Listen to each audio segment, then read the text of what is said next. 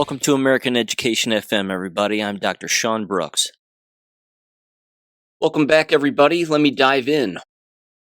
First of all, the theatrics of everything that took place regarding the peace deal in the Middle East and everything else, everything that people saw on TV, all the speeches that were given, the back and the forth, all of it. It is just that. Again, you're basically watching a movie to an extent. The people are never going to be told the truth of the ins and outs or who the real enemy was or any of that. Unfortunately, that's not going to happen. However, you don't have to be told it per se. You can just look at it and you can just see the optics of what it actually looks like. Who's doing what, who's going where, who's shaking hands with whom, and you can actually figure out who the real enemy is. Again, big picture, just to quickly review. The October 7th thing in Israel was a setup by Israel. It was that simple. It was a setup. If people died, so be it. They kill their own all the time for fun anyway, just to prove a point, so that's that. Or they kill individuals who, again, are perceived to be, I should say, Israeli, when in fact they may not be. Point is, the entire October 7th thing was a giant fabrication. This is our Holocaust, this is our 9/11, blah, blah, blah. And then, of course, they run with all of those narratives, and then the news soaks it up because, of course, they're Zionist-controlled also, at least by and large. At least that's the message that's being portrayed out there. All the way through, again, all the congressional actions and all the munitions transportation and the war and the genocide and everything that took place. Again, the aftermath was certainly real. The flattening of Gaza was certainly real, which is disgusting because, yeah, it was a genocide and innocent people died because that's what happens. Again, they use Palestinians as target practice even when there's not some war taking place. This has been well documented. This is not new. But I would invite people to understand, too, that because there's so much more going on behind the scenes, that if a person can read between the lines and, again, turn off Fox News, but even just turn off the volume, for example, or any news station for that matter, and just look at the optics, you can actually look to see what's really gone on here, which is fascinating. In fact, I would put it in the exact same bucket as the COVID lie. And here's what I mean by that. The Operation Warp Speed thing was put forth to speed up the enemy's plans. This was explained to us, by the way, long before 2020. But during 2020, of course, and certainly during Q drops, it was explained that, look, you can't trust these people. You can't trust the pharmaceutical industry. You should know that by now, but don't trust the pharmaceutical industry. Don't trust government. Don't trust what's actually happening here. There's a shadow government, which is remarkably nefarious and completely Zionistic.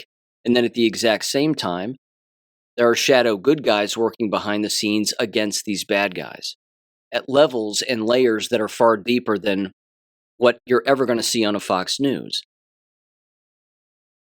But with all of that, again, with all of that said, the simple fact that quote-unquote deals were made or peace deals were made. The way that these deals get made is with real illegality thrown in the face of the individuals who have engaged in said illegality, and then they are forced to back down, or they're given the end of a barrel of a gun. Now, which one would you choose in a situation like that? That had to be the way that this was all basically transpiring over the course of time. Again, go back to Donald Trump's meetings throughout the Middle East and all of those Middle Eastern countries. Not just back in 2017 when he was first making the rounds, the sword dances and all of that stuff. That was rather obvious and rather, again, I think interesting, certainly in the fact that something else was going on, which it clearly was.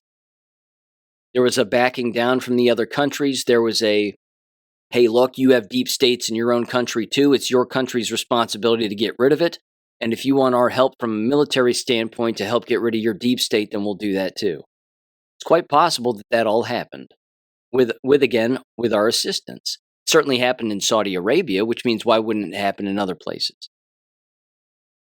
And then at the same time, you had the most recent tour that he made back in the spring when he went around again to all of the Middle Eastern countries and he was like, all right, are you ready? Here's what we're going to do now. Because everybody knows that Israel is the problem. Everybody knows it. The vast majority of Americans know it. Not if you turn on Fox News, though. Not if you turn on, again, all of these pseudo news channels that would never lie to you and tell you the truth all the time. They told you the truth about COVID, didn't they? No, they didn't. They lied about everything. Or they're too stupid to figure out what the truth is. They told you the truth about 9/11. They tell you the truth about everything, don't they? No, they don't. They lie. They lie for a living. It's what they do. They're news readers. They're given something to read, and then they just blindly read it without thinking. Just like, again, the entire theatrics and Hollywood production of the so-called hostages. Oh, look, the Israelis are getting their citizens back from being in Hamas captivity or XYZ. Prove it. Prove it. Prove that any of these people were actually being taken into some hostage chamber in some location. You see file footage, but there's no proof. It's just video footage. That doesn't mean anything. People saw Charlie Kirk, quote unquote, get shot in the neck, didn't they? Look how many people fell for it. Look how many people believe it. They believe what's on their screen.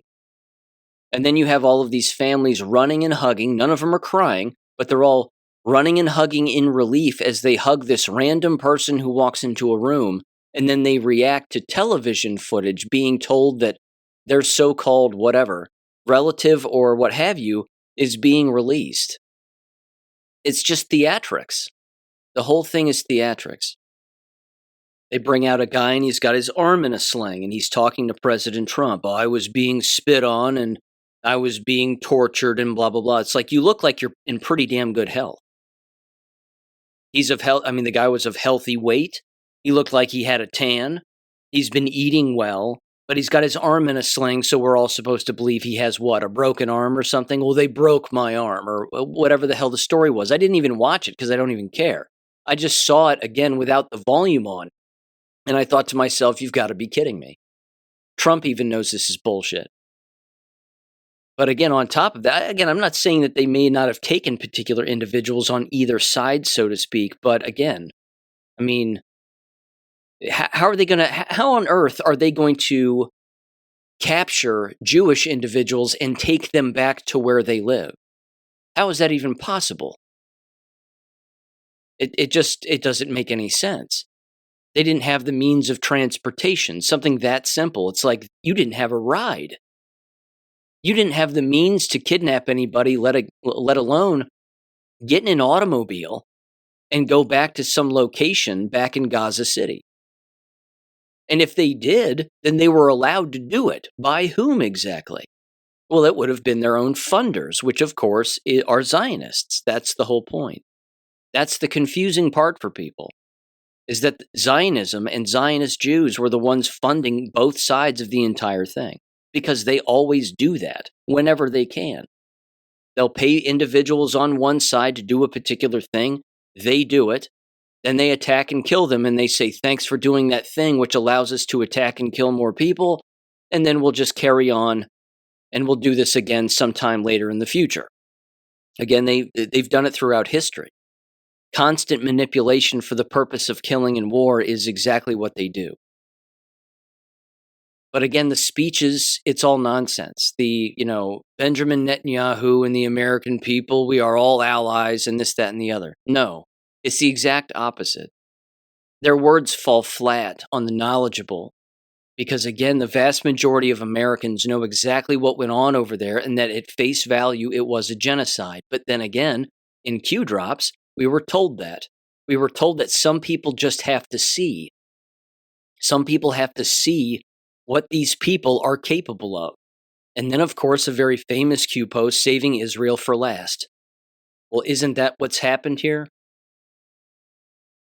It certainly seems like it.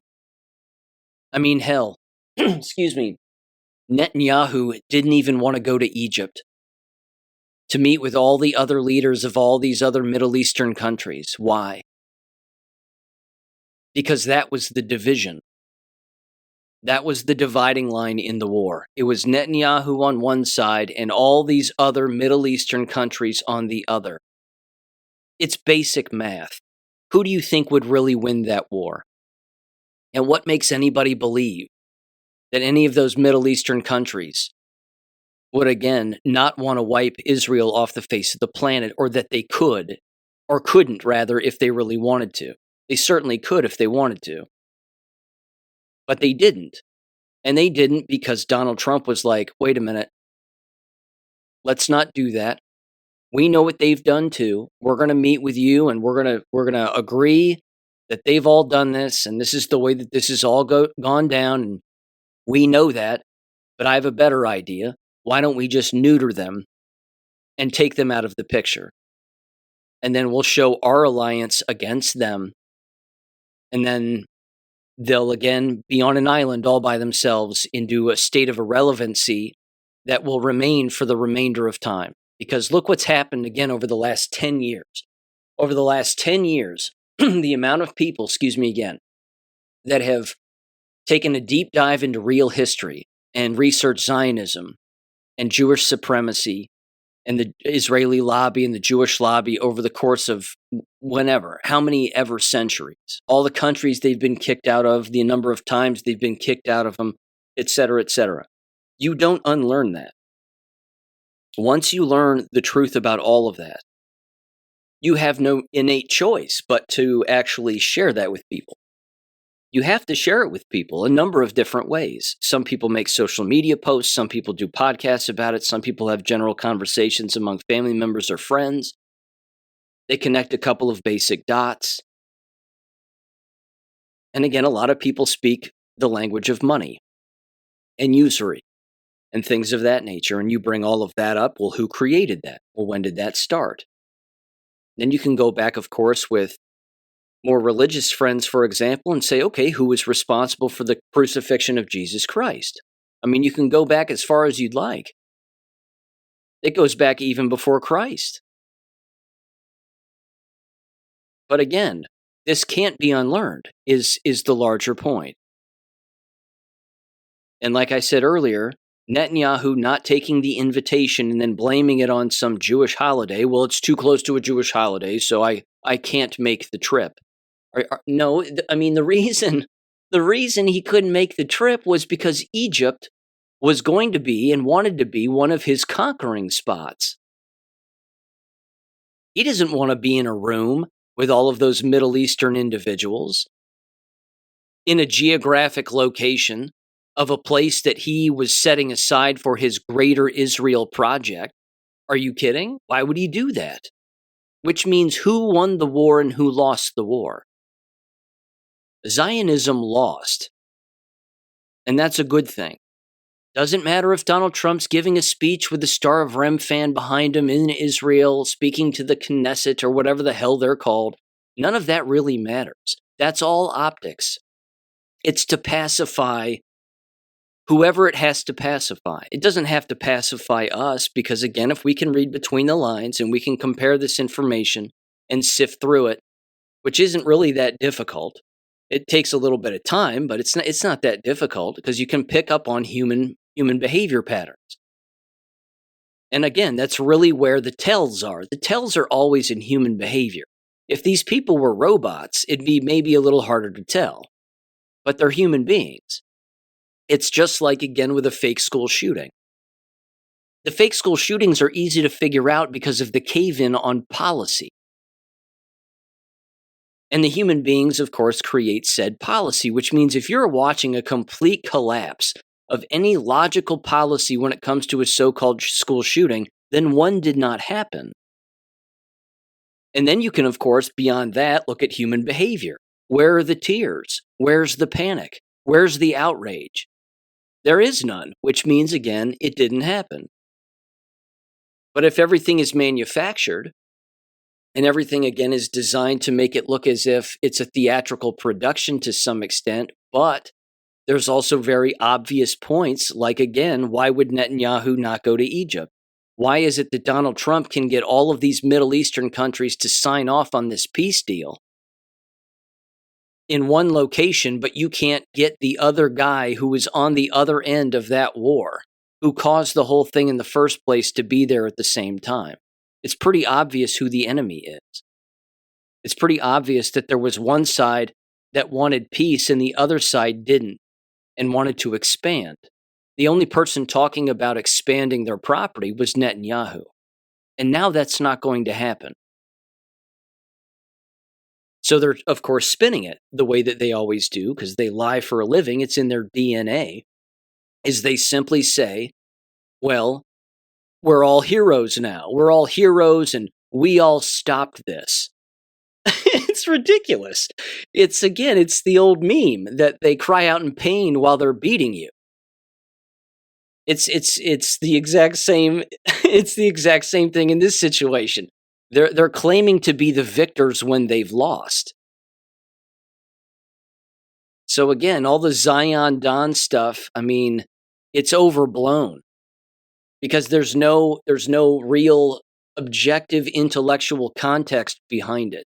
Now, on top of that, I fully understand again that he came out earlier, Donald Trump did, and he said something about how he doesn't think he's going to go to heaven.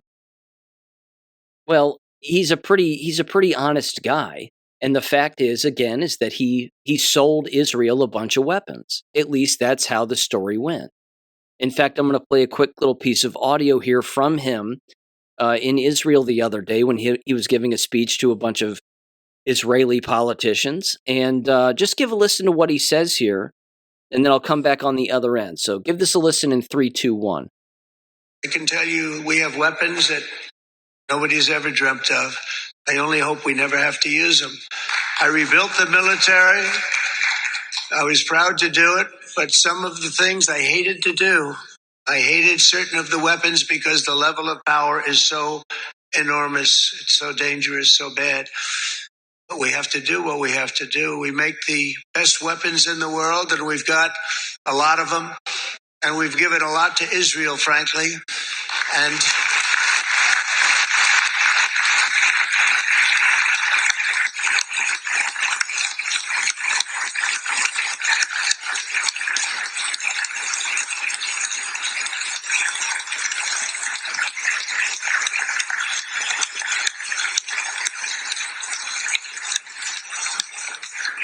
I mean, Bibi would call me so many times, can you get me this weapon, that weapon, that weapon? Some of them I never heard of, Bibi, and I made them. But we'd get them here, wouldn't we? And they are the best. They are the best. But you used them well. It also takes people that know how to use them. And you obviously used them very well. But so many that Israel became strong and powerful, which ultimately led to peace. That's what led to peace. Again, first of all, it's beyond tasteless. I mean, it's beyond tasteless. I think anybody with a brain understands that those comments got a standing ovation, not by everybody, but certainly by a vast majority of the room. It's disgusting. Innocent people were killed as a result of those weapons. We made them. We sold them to Israel and or gave them to them. So our tax dollars went to that genocide, which is not good. And I think everybody can agree on that. But the way that you take down a group like Zionists in Israel, certainly with their Samson option, whether they actually have any kind of large weapon or not, is that they would attempt to, again, use it on just about anybody and then blame whoever they have to blame. As if to say, again, if you come after us, then we're just going to blow the hell out of everything. I mean, that does exist. That is paperwork that does exist. But the way that you can take them out, logically, is you squeeze all of the countries around them to put enough pressure on Israel itself to where, again, eventually everything just stops. Because unfortunately, money is a motivator, and money talks for a great deal of people, and so does business. Now, this doesn't mean, again, that the IDF still isn't killing people. They are, which is terrible. Every now and again, you'll hear a little report or see a little video, but you're certainly not going to hear about it on Fox News, because then again, that would make everything look like any plan has gone straight to hell. And again, are there other little fractions and gangs and little groups that would do particular things a particular way, to try to stir something up in the future? Probably, sure. Why not? But everybody already knows that the IDF and Zionists and Jews over there are the problem. Again, the vast majority, however, of the people in Israel don't want war. They know that it's a genocide. Which is even why, again, when Donald Trump was asked the question on the airplane on the way over there, I don't know if it was Peter Doocy or somebody else, but they asked him straight up, like, hey, when Steve Witkoff was over there with your son-in-law and your daughter, and they were announcing the plan, and they mentioned Benjamin Netanyahu's name and your name, they were booing Benjamin Netanyahu. Were you aware of that? And he goes, no, I don't know anything about that. I don't know anything about that, but they were cheering me, weren't they? They were certainly cheering me. Well, how would he know that they were cheering him and not booing Netanyahu when it happened literally seconds apart? He would know, and he does know, because he knows that Netanyahu is the problem. He fully knows that his wife is a fat drunk, that Netanyahu's a murderer and a warmonger. Again, 9/11. You think Donald Trump doesn't know about 9/11? He's well aware. Keep your friends close, your enemies closer. You kill somebody with a compliment, even though it's your worst enemy. And he is our worst enemy. Netanyahu is the worst enemy that America has ever seen. Outside of course, our own domestic enemies and our own domestic problems, and the presidents and whomever else, of course, who have held the office, who have done terrible, terrible things. But again, this is a neutering of Israel and a neutering of Netanyahu that's never happened before. Case in point, this also. This is from Observing Consciousness over on X, and here's what they said, and they actually have the receipt to back it up. Specifically from the U.S. Civil Military Coordination Center, or CENTCOM, from the United States military, United States Central Command. Here's what they said, though, first. They said CENTCOM holds control. Trump's control grid over the Middle East, is now active. Central Command moved into Israel, not Gaza, locking supervision inside their command system. The Civil Military Coordination Center is oversight, masked as coordination, monitoring every strike, every order, every move. Hamas is paralyzed because its back channels and funding routes now run through CENTCOM's scaffolding. Israel can't act without coalition clearance. Egypt manages crossings, Jordan monitors flow, and Gulf controls money. The U.S. balances it all from the core. Trump moved CENTCOM into Israel as a babysitter. Netanyahu has been put on double secret probation for your Animal House fans. Trump's peace deal was established. The control architecture, military command, trade, and finance are fused into a single interdependent system. Above CENTCOM sits the global layer, continuity structures, treasury controls, and coalition enforcement that govern every move in real time. The region is contained through structure, not war. The coalition holds the board, and Trump is the architect, unquote. They just neutered Netanyahu. They shut down all the money and communications channels that can exist, which means he can't move a dollar without us figuring out where it's going and who it's going to. But he also can't move it either. And then this was on the United States Central Command's X post and X account also. They said, quote, just returned from a visit inside Gaza to inform how we are moving forward to establish a CENTCOM-led Civil Military Coordination Center, CMCC, that will synchronize activities to support post-conflict stabilization. America's sons and daughters in uniform are answering the call to deliver peace in the Middle East in support of the Commander-in-Chief's direction. in this historic movement. This great effort will be achieved with no U.S. boots on the ground in Gaza, unquote. Admiral Brad Cooper, CENTCOM commander. We have it all. Again, we're in control of the area. From a technological standpoint, a money movement standpoint, we own them. They're not going to be able to move money around without every single Middle Eastern country and us knowing exactly what's going on and where it's going. That's a pretty damn good thing, I think. And again, there was also this, and this is a big tell. I'm glad I just remembered this.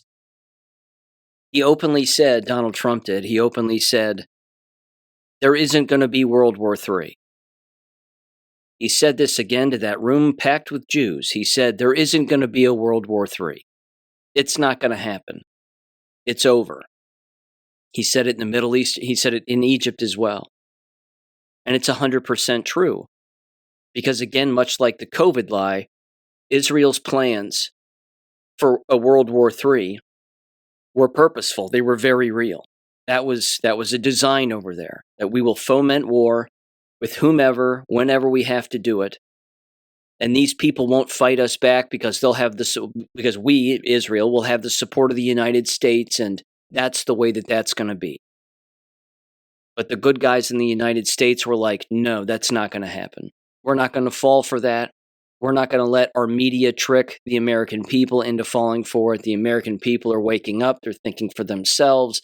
They're connecting these dots to that isn't going to happen. Again, Donald Trump walked right in there and told them, you're not going to get that thing you wanted, which was all this death, people believing a giant lie as to why something started, and then everybody just putting up with it while endless people get killed and while you expand your land. Isn't going to happen now. He was basically telling the enemy right to their face, you're not going to get the thing you wanted. So people can pay attention again to the pomp and circumstance and the hugging and the pseudo crying with no tears and, I was a hostage here and I was a hostage there and blah, blah, blah. I'm a victim. I'm a victim. I'm a victim. I mean, everybody can do that if they want, or you can at least attempt to read between the lines and understand again that there's more going on here. I'll finish with this. This is on the president's website here, certainly the White House's website. Under presidential actions, it says the following: the Trump Declaration for Enduring Peace and Prosperity, which again was signed off by these Middle Eastern presidents and prime ministers, including Donald Trump. This is again was that physical signing that people saw and that was televised, of course. October 13th of this year, of course. It says the following: we, the undersigned, welcome the truly historic commitment and implementation by all parties to the Trump peace agreement, ending more than 2 years of profound suffering and loss, opening a new chapter for the region defined by hope, security, and a shared vision for peace and prosperity. First of all, just a quick little side note, it was more than 2 years. Again, you're talking about close to 100 years, give or take. Well, less than that, but plenty of years of, again, war and genocide and a number of other things, of course, all perpetuated by Zionists. It goes on, and of course, Zionists even in our own country, hence, of course, the Gulf War and Operation so-called Iraqi freedom. It goes on, it says, we support and stand behind President Trump's sincere efforts to end the war in Gaza and bring lasting peace to the Middle East. Together, we will implement this agreement in a manner that ensures peace, security, stability, and opportunity for all peoples of the region, including both Palestinians and Israelis. Again, that's not what Zionism wanted.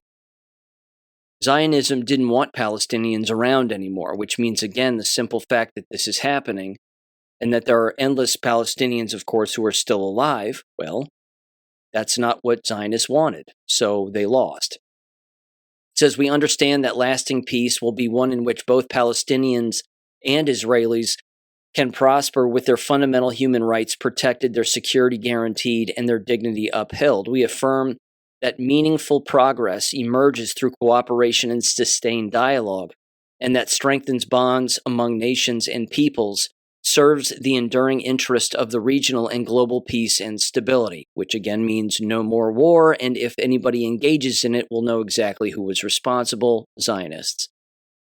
We recognize the deep historical and spiritual significance of this region to the faith communities whose roots are intertwined with the land of the region, Christianity, Islam, and Judaism among them. Respect for these sacred connections and the protection of their heritage sites shall remain paramount to our commitment to peaceful coexistence, keeping in mind it was Zionists that were destroying everything having to do with Christianity. They were the ones blowing up the churches. They were the ones killing pastors, priests, ministers, you name it, along with civilians. Everybody knows this. In fact, just the other day, a little sidebar again, you had Iranian subway that is basically filled with images of Mary, of Mother Mary and Jesus Christ, and again, Christianity imagery. Seems rather strange, does it not? But this is one of the things, again, that a lot of people don't understand, is that Christianity does exist throughout all of the Middle East, but Zionists don't want people to know that. But remember, again, they view Iran as being a huge problem. Not saying that there aren't bad people in Iran, there certainly are. But even so, what Zionism wanted was all of them wiped out permanently. Under, again, a giant lie and a war, which isn't going to happen.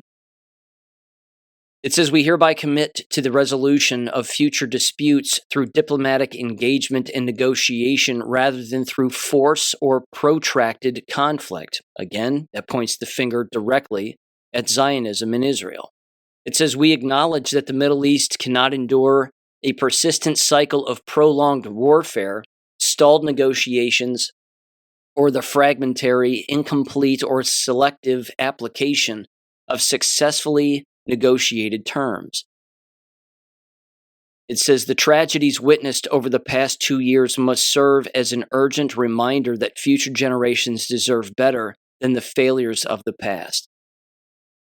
Again, you're watching the destruction of the old guard, which is a good thing. It says we seek tolerance, dignity, and equal opportunity for every person, ensuring this region is a place where all can pursue their aspirations in peace, security, and economic prosperity, regardless of race, faith, or ethnicity.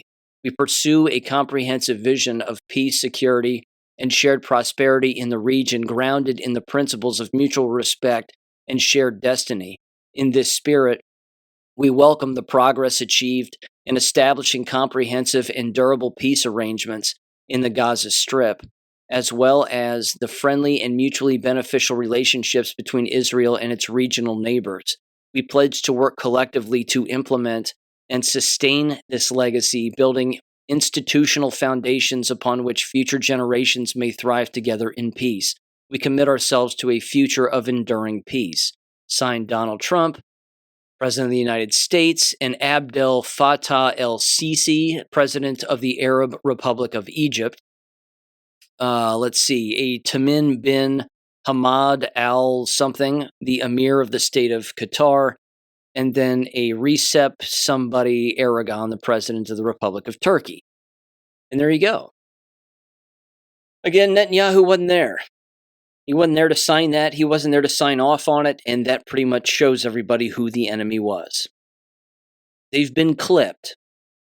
And that's a good thing. Doesn't mean they're not going to try something stupid in the future, but what will happen if they do? Will they be blamed? Possibly. Hopefully. Will they be seen as the aggressors? Hopefully. Will that be reported accurately? Hopefully. But again, time will tell on these kinds of things, but with that many countries surrounding you, you really don't stand a geographic chance at surviving. And unfortunately, again, these people would play the victim right to the very end, try to rule over their own ashes and whatever else, but they've been cut off, and that's a good thing. Okay, moving on. Also good news, and this is just kind of a little subset here in the United States of the power of voting with your feet. Cicely Ellickson in New Mexico sent me this, And this is fantastic. This is from the Opinion Post, if I'm saying that correctly. Probably not. It was titled, "Can't Even Get Cement," quote unquote. Contractors boycott Michelle Lujan Grisham's abortion center project. So, long story short, all these contractors for concrete have basically said, yeah, we don't want to do business with you because we know what the concrete's going to be used for and we're not interested in that, so go mix it yourself. It says the following here. Again, this is perfect. This is exactly how good people and good companies can stand up against government and their bullshit policies.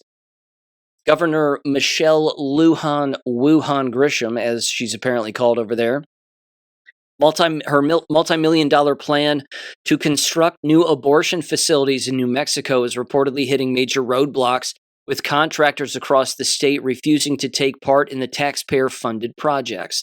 The Southwest Coalition for Life, a pro-life organization, says that the governor's controversial $10 million abortion and transgender megacenter, quote-unquote, planned for Las Cruces, has stalled because local and regional subcontractors are declining to bid on the job, leaving the state scrambling to find anyone willing to pour the foundation. It's awesome. It says, quote, "They can't find anyone to build it." State Senator David Gallegos, if I'm saying that right, Republican, said during a webcast hosted by the coalition this week. Quote, "They're reaching out beyond the local area because they can't find any subcontractors to do any of the work. Keep the prayers up. She will not stop. But you are the only ones standing in the gap to protect life." The Las Cruces facility is one of several publicly funded abortion projects pushed by the governor since the U.S. Supreme Court's 2022 Dobbs decision that overturned Roe v. Wade. In 2023, Lujan Grisham persuaded the Democrat-controlled legislature to appropriate $10 million for the southern New Mexico complex to be operated in partnership with the University of New Mexico Health System. Earlier this year, lawmakers approved another $10 million for a second abortion facility in an undisclosed northern New Mexico location. During the October 2025 special legislative session, the governor also forced through an additional $3 million for Planned Parenthood facilities across the state, a move that critics say deepens New Mexico's status as one of the nation's most permissive states for abortion. It says, but despite the massive state investment, the Las Cruces project has reportedly come to a standstill. Randy McMillan, a local businessman and coalition supporter, said he personally contacted the El Paso-based contractor that was preparing to bid on the project and informed them about the facility's purpose. Quote, "When I told him what it really was, an abortion and transgender center that would perform late-term abortions, he was stunned." McMillan said, quote, "Within hours, he called me back and said, 'Thank you for telling me the truth. We're not going to bid it.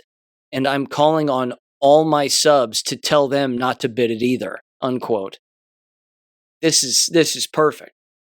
This is exactly how you shut this down. What's Lujan Wuhan gonna do? Pour it herself? I don't think so. She's never gotten her hands dirty in her entire life. It says days later, McMillan said he received another call, quote, "He said, 'We did it. No one bid on the project. They can't even get cement,' unquote." According to the coalition, multiple suppliers have since refused to provide materials for the facility, bringing construction to a complete halt.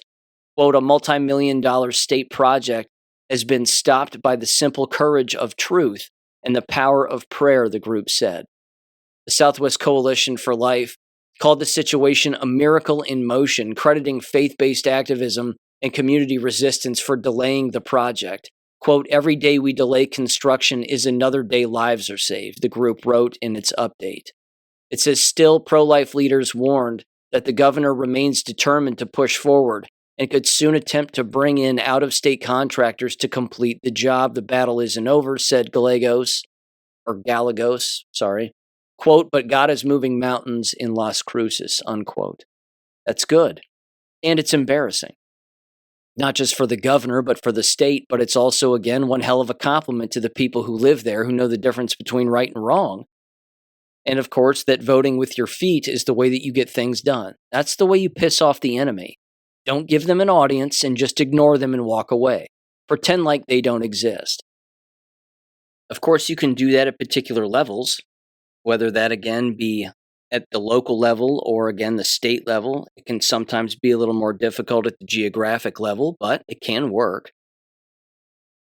But again, the plans have to be a little more coordinated, again, depending on the level of complexity. But here, it was just a contractor.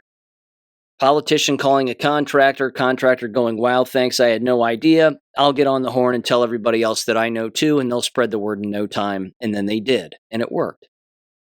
So congratulations. The fight goes on, but well done nonetheless. The battle was certainly won there, certainly for the meantime. Okay, on to education stuff. This also a nice move. Gateway pundit, Trump fires 20% of Department of Education employees. I wish it were more. I wish it were all of them, frankly. But here's what it says just very quickly. President Donald Trump has long said that the Department of Education is bloated bureaucracy and drains taxpayer dollars while producing little measurable improvement in Americans' classrooms, of course, because it's a money laundering scheme. They traffic children, and they use everybody's tax dollars to do it. It says this week, that promise to shrink Washington's footprint in education took another step forward when the Department of Education laid off nearly 460 employees, cutting roughly a fifth of its workforce. It says the most significant reductions came from the Office of Special Education and Rehabilitative Services and from staff tied to the TRIO College Access Program. It says critics, including the teachers' unions, immediately claimed the layoffs would harm students. That's what they always say. School boards say the same thing too. They're trying to take away your rights. No, they're not. You've always had them.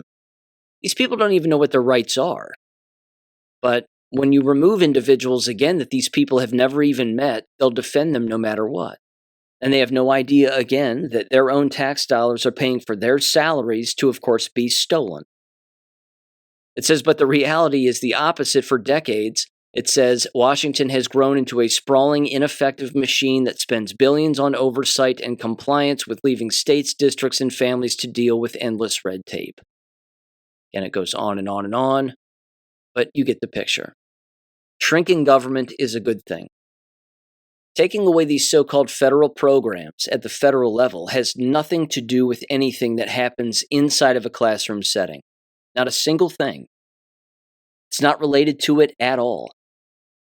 Again, it's just like when a school board member or someone screams and shouts, specifically in the state of Ohio, but of course it happens all over the nation, and they say, well, less funding is coming to schools because the state government is giving us less money. And that directly impacts the achievement of students and whatever else. There's zero correlation. There's no correlation to money in the bank and student success. That's like saying, the longer I urinate, the faster a building gets constructed.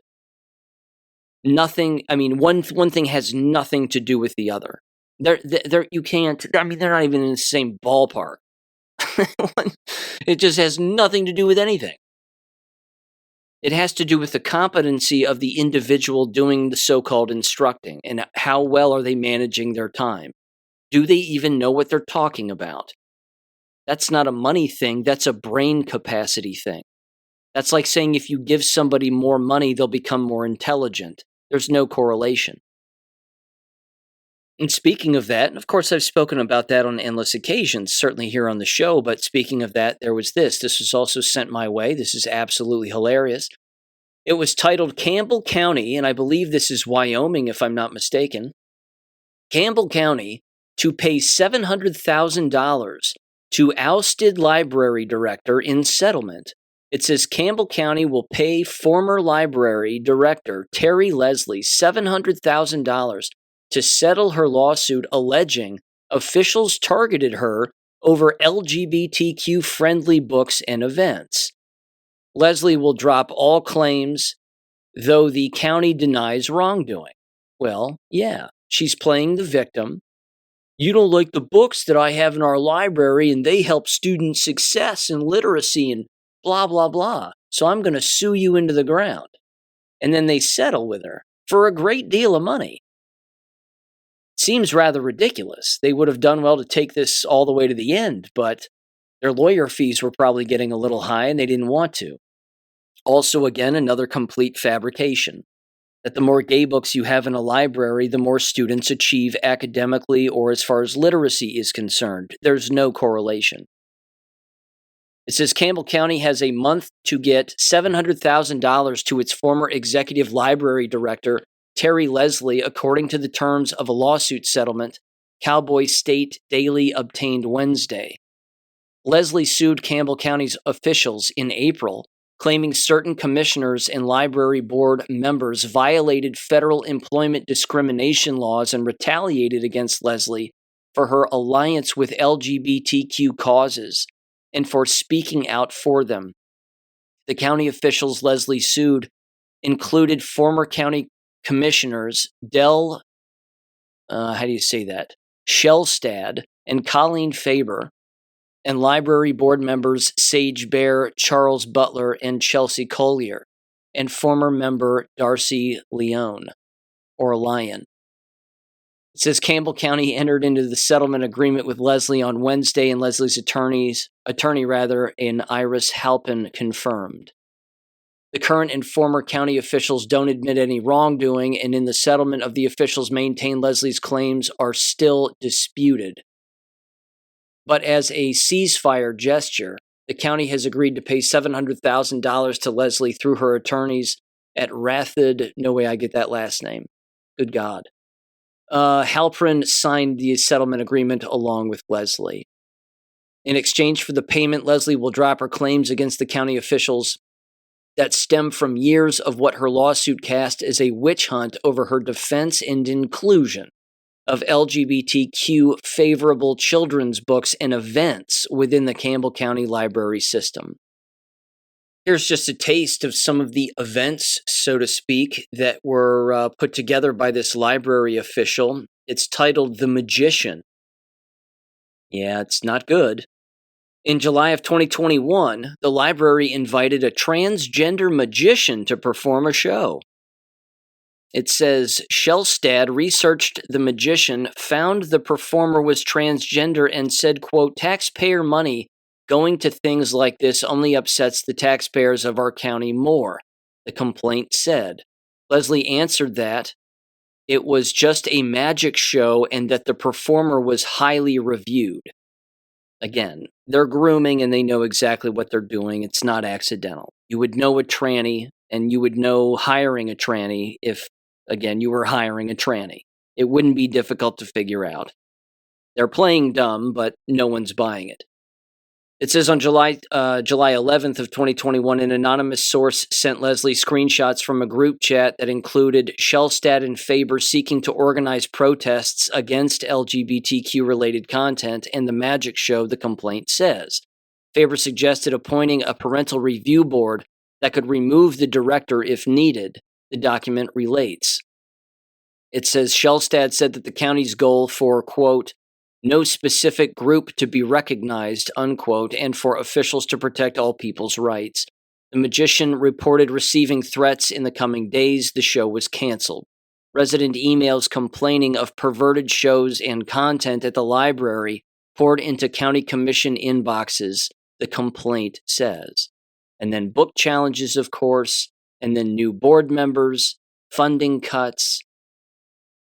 There's a section here that says, sex is a funny word. In the fall of 2022, the complaint says Bear sought legal opinions on changing the library's mission statement to include the priority of community standards, quote unquote. Multiple attorneys warned the change would violate First Amendment protections, says the complaint. The board did add the new language to its mission statement on October 24th of 2022, and it's just exhausting. It says at a June 26, 2023 library board meeting, some Campbell County residents complained about the book, quote, sex is a funny word. by Corey Silverberg every single time, calling it repulsive. It says the book discusses masturbation, saying, quote, you may have discovered that touching some of the parts on your body, especially the middle parts, can make you feel warm and tingly. There you go, because that's appropriate for kids. These people are disgusting. Again, they're beyond predictable. And no, you should never tolerate it. Not ever. It shouldn't be anywhere in schools. It shouldn't be in the books that are in schools. It shouldn't be any kind of classroom material. There shouldn't be posters of it anywhere. This is not what should exist. They ask you to tolerate it because it's supposed to not be tolerated in a civil society. And they, of course, want it to be an uncivil society. So, don't tolerate it. Rip it down. Tear it up. Get rid of it. I'll end with this. And again, this is another sort of I told you so moment without a doubt, certainly when it comes to jab-related news and scientific articles and facts and poison. Of course, during the entire COVID lies when all of this came to a very predictable head. And the truth tellers came out of the woodwork finally. And they came out of the shadows and they started to get very loud, and rightfully so. Same thing again with researchers and doctors everywhere and a number of other individuals, even without these so-called medical degrees, who knew exactly what was going on. And they started, of course, to conduct studies and do reviews of studies and provide the medical history of all of these lies, and then engage in documentaries and so on and so on. Well, now a study again that was very widely discussed and even interviewed and presented on back during that time, having to do again with the differences between the vaccinated and the unvaccinated for all vaccines, is that predictably so, those individuals who are vaccinated are far more sick on a year-in, year-out basis as opposed to those who are not. For the simple reason, again, that the poisons inside of all vaccinations are in fact there on purpose to weaken an individual to maintain the pharmaceutical industry. And that if people did not take these shots, regardless of the kind of shot, then they would be far healthier, thereby, of course, saving money, not being sick, and not propping up the pharmaceutical industry and the medical industry the way that it is. So, again, this was Gateway Pundit, but it was titled Bombshell Vax versus Unvax Study Finally Sees the Light of Day, and the results are staggering. Let me just give you a few highlights here and then play some audio. It says health journalist and film producer Del Bigtree, just released his new film, An Inconvenient Study, which follows Bigtree's years-long exchange with Dr. Marcus Zervos, head of the infectious disease at the Henry Ford Health in Detroit, a doctor who is about as pro-vaccine as they come. It says in 2016, Dr. Zervos, crossed paths with Bigtree, who urged him to take on something public health had avoided for decades, a study comparing the health outcomes of vaccinated and unvaccinated children. Dr. Zervos agreed, determined to prove Bigtree and other vaccine skeptics wrong. At the time, he vowed, quote, whatever the results, they will get published. Before diving into Zervos' findings, a film laid out prior evidence raising serious questions about vaccine safety. One striking example, came from Dr. Peter Abbe. Once a vaccine believer, Dr. Abbe became a skeptic after discovering that the DDP vaccine he helped promote for African children led to 2.3 times higher mortality among the vaccinated. Decades after launching the program in Africa, of course, a specific area of Africa, Dr. Abbe realized that only half of the children there had received the shot, giving him a perfect comparative study between the vaccinated and the unvaccinated. The DDP vaccine did protect against diphtheria, tetanus, and pertussis, but there was also more than a twofold increase in overall mortality. The results stunned Abbe, who now speaks openly about what he discovered. Now, what's interesting about this is that also directly implies, although they won't admit it, that diphtheria, tetanus, and pertussis don't exist. Because, again, they're saying, well, it helped against all of those things. Well, how do you know that? How does anybody know any of that? If there are just symptoms of being ill, and you look at a symptom and then you say, well, that symptom is said illness, that's completely fabricated. It's just fiction. The symptom is the symptom. What is causing the symptom? And as it turns out, again, in this particular case, taking the shots made people worse. It then says the following here. The film then turned to Dr. Paul Thomas, who had his license suspended after publishing this study, which specifically is titled Relative Incidence of Office Visits and Cumulative Rates of Billed Diagnosis Along the Axis of Vaccination. Again, a comparison, vaccinated versus unvaccinated. And it says the following here. Dr. Thomas studied 3,324 children and found unvaccinated kids had fewer doctor visits and better overall health outcomes. I've played his audio on the show before. You've heard his voice before in war videos, even the presentations and the slideshows of the orange line, including, again, the individuals who had been vaccinated and, of course, how they have more cases of illness. And then a blue line showing the individuals who were not vaccinated and they had far less, if not even zero cases of said illnesses. For example, fever, any fever of any kind, was 9.1 times higher in the vaccinated. Ear pain was 3.4 times higher in vaccinated. Otitis media, or ear infections, 2.9 times higher in the vaccinated. Conjunctivitis, 2.4 times higher. Eye disorders, 1.8 times higher. Asthma, 5.2 times higher. Allergic rhinitis or hay fever, 6.9 times higher. Sinusitis, 4.3 times higher. Breathing issues, 2.9 times higher. Anemia, 5.5 times higher. Eczema, 4.5 times higher. Hives, 2.1 times higher. Dermatitis, 1.4 times higher. Behavioral issues, 4.1 times higher. Gastroenteritis, 4.7 times higher. Weight/eating disorders, 2.5 times higher. ADHD, 0 cases in the unvaccinated group. 0. See, it doesn't exist. It's a symptom of being poisoned. It says, instead of investigating his findings, the Oregon Medical Board suspended Dr. Thomas's license just days after his study was published. Months later, the study was retracted. Here is a 1-minute audio clip of Dr. Thomas. Give him a listen in 3, 2, 1. What I noticed in the first decade or so of my practice is kids were getting sicker and sicker. And over the next decade, as more and more patients chose not to vaccinate, I got to see the difference. But I wanted to see, could I prove it?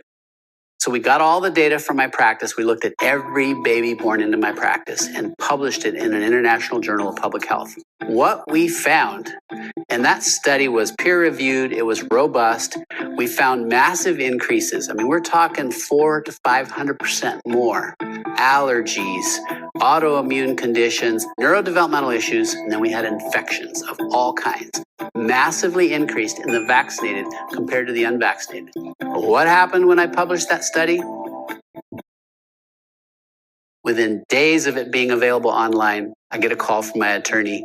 Don't go see any patients. Don't write any prescriptions. Don't go into the office. Your license has been emergently suspended. You are a threat to public health. What's today? Today is the last time I will be doing clinical medicine in Oregon. Knowing that you guys are keeping it going, the heart of this place lives on. One more piece of audio here from this documentary. This was from Dr. Zervas, specifically on camera, where he openly told Del Bigtree at a lunch that they were having, apparently, where he said, quote, publishing something like that, I might as well retire, I'll be finished. So this isn't the Dr. Thomas that you just heard. This is the other guy originally, having to do again with his massive study of the comparison between the two also. And again, just in summary, before I play the 4-minute audio here, it said vaccinated children were 4.2 times more likely to have asthma, again, 3 times higher risk for atopic diseases.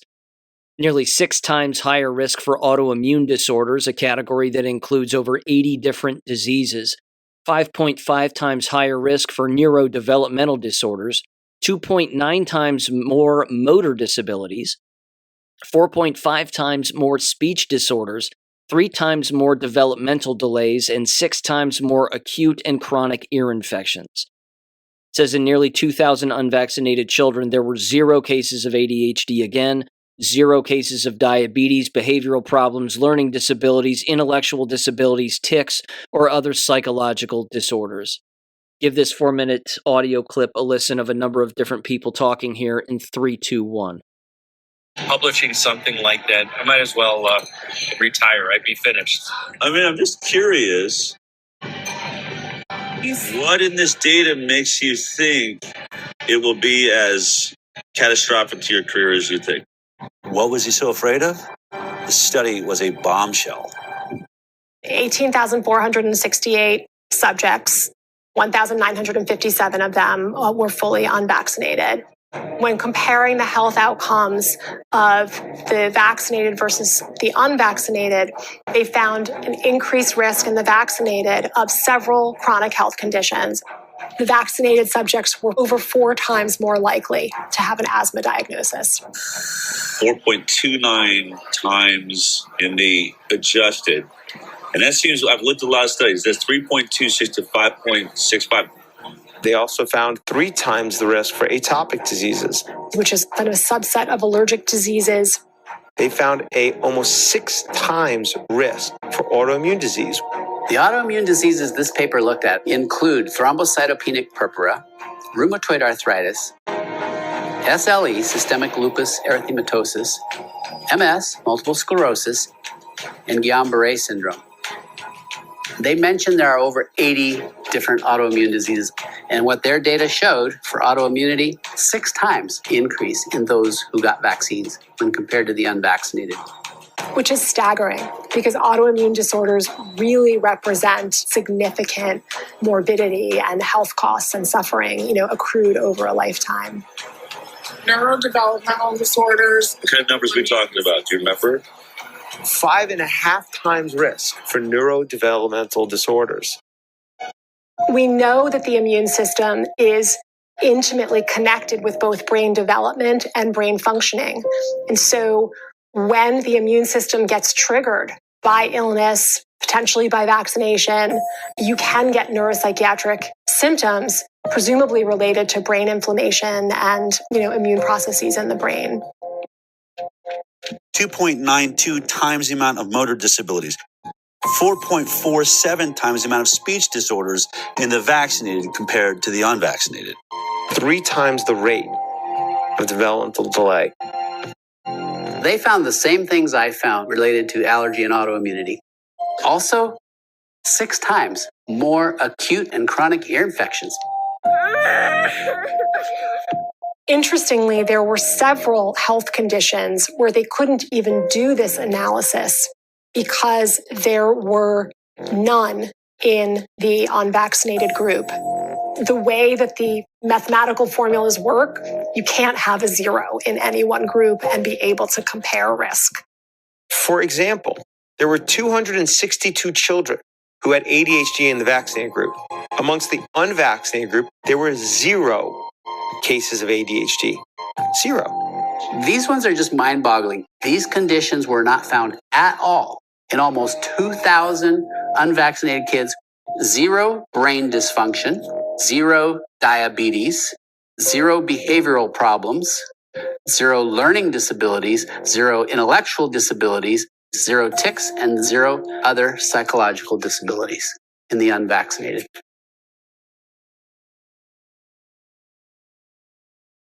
I'm going to read the conclusion here. Despite this, and in contrast to our expectations, again, the author's expectations was they'd conduct the study and probably find vaccinated people a whole lot healthier than the unvaccinated, right?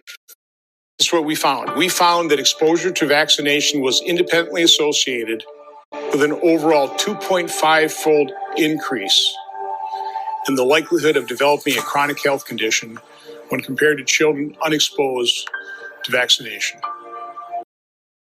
That was Senator Ron Johnson at the end, of course. But there you go. I will link that particular documentary, An Inconvenient Study, in the description below. It's about an hour and 20 minutes long.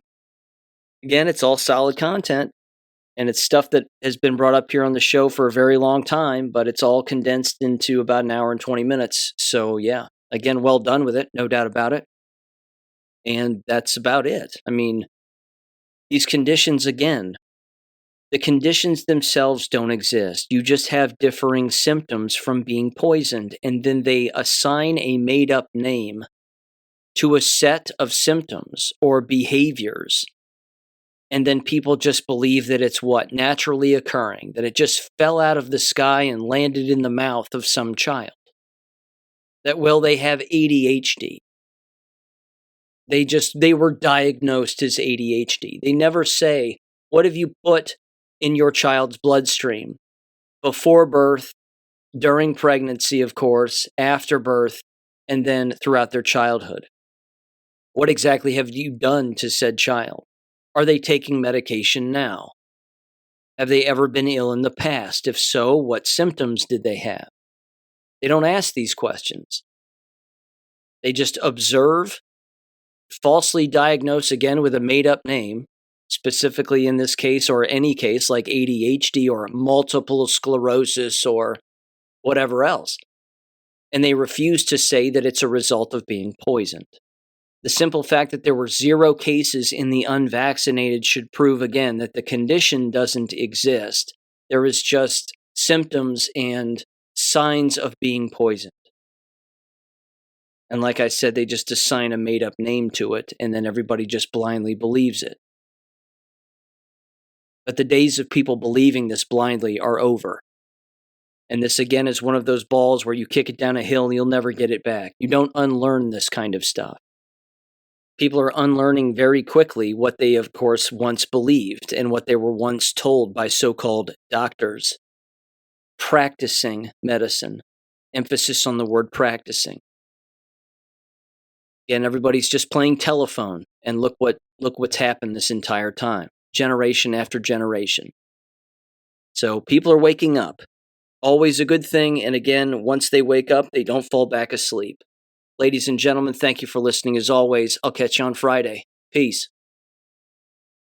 Thank you for listening to American Education FM. Make sure and check out AmericanEducationFM.com for more information. Take care and God bless.